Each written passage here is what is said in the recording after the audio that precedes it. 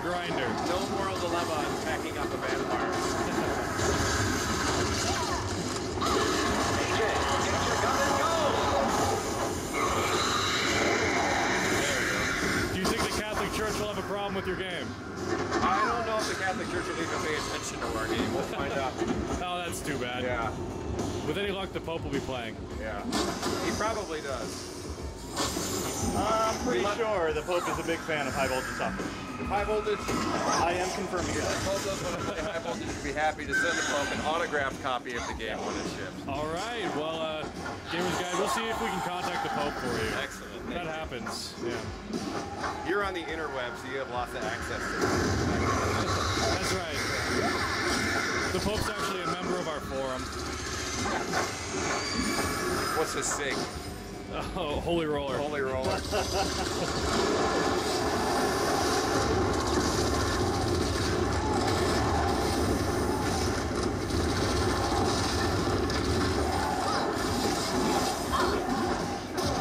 Yeah. He's kind of a troll. Man, this is awesome. Happy you like it. There's so much work left to do, and there's so much that we still want to do. It's going to be really kick-ass. Help me out. There we go. All right. The werewolf just paid Dave down, so I had to knock him off. Oh. Right. So very similar to the hunter enemy in Left 4 Dead. Damn it, I wanted that one. Whoa! Look at all that blood! Yeah, blood! Nice and red and bloody! Well, you know, why don't we finish up on the gameplay for a second, and I'll ask a few quick questions without it, and then we'll wrap up from there. Cool? Sounds good. Awesome. All right, so if you guys can come together so I can get you both on screen. And I think quickly, you know, we're talking about the Grindhouse elements there, or in this game, in the grinder. Can you give us like a few examples, like names of directors, movies, any kind of media, literature, film that you looked to when you were making this game? Go for it. Yeah, I mean, we were really inspired by Quentin Tarantino films and Robert Rodriguez, but you know, we really love all of the old '70s stuff. The grittier, the better. The bloodier, the better.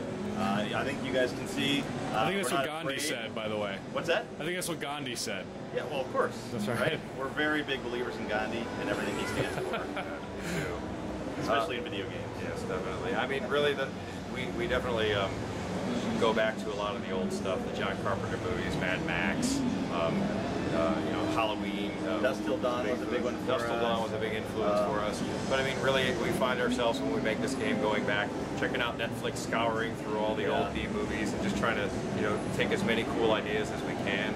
And we've been having a really good time doing research for this game. Absolutely. Thank you, Netflix streaming. Yeah, exactly. Yeah. It's funny because when you go back and research old movies, like, there truly is some bad cinema that was coming out of the 70s.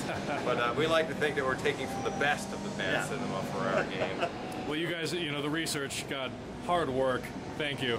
Thank you. Thank you very much. All right, great. I was being kind of sarcastic on the fact that you got to watch movies the whole time. Yeah. But it shows. It looks good. So, we'll move past that for a second. Can we talk quickly about the multiplayer options that we're going to have, especially like on the Wii?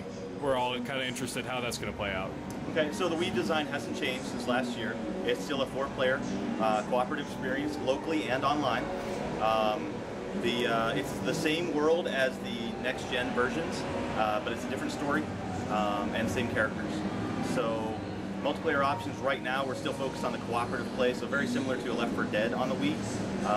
And right now that's where we're at. We have some other modes that we've been talking about, but we aren't really ready to reveal anything on those. Okay. I'm sorry. It kind of sounds like the perfect party game for Grindhouse horror fans. Yes. Get them all together, have a couple drinks, and... For any fans that like really good games, that's what it is. That's true, yeah. Yeah, the game plays really well for multiple people. Like, when we've been doing our demos these last couple of days, there have been times where we've had large groups together, and actually one of the next enemies that's going to come up is a huge worm boss that comes up, and he like tries to devour you, and all those little worms come up, and there's like a lot of craziness happening. Well, the cool thing about when we play that with multiple people, like, they all really get into it, and whenever we defeat him, we get like cheers from the audience. So we definitely know we're onto something with this game, so we're just going to keep juicing it up from here. Yep, absolutely. All right, well, Other than that, is there anything in the design, design-wise, that's changed since the GDC that you want to tell us about, or is it mostly the same? You guys are just doing the good work, continuing it? There have been a lot of things. It's always changing. I mean, the thing is, we take feedback from people that we show it to, and we incorporate a lot of that. We ourselves try things out, see what works, what we don't like. There's a lot of things that we were doing even with our weapons early on that we had changed. We wanted to make sure we stayed with the horror elements. You know, early on we felt like we maybe were going a little bit too far on the fantasy side, so we're starting to pare that back. We're going a little more to the bloody, gory side, and we're starting to like it a lot more. And you notice a lot more too with like film grain and a lot of the distressed film effects, and a lot of the presentation of our comedy and our story, character backstories. We're always tweaking and polishing and balancing. Plus, ever since GDC, there's been new things like, you know, the store that's been added, weapon upgrades, lots and lots of different moves, lots of enemies. So it just keeps improving, and we just keep adding new stuff all the time. We're definitely further along the track of RPG elements since GDC. That's been a big focus for us, and then also the framing. I think at GDC it was very much you were in the town of Molino. We didn't actually go into the caves very much. What you've seen here, and actually probably another 20-25 minutes of gameplay after this, is what we're looking at for about a level of gameplay. So we're looking at about 40-45 minutes per level.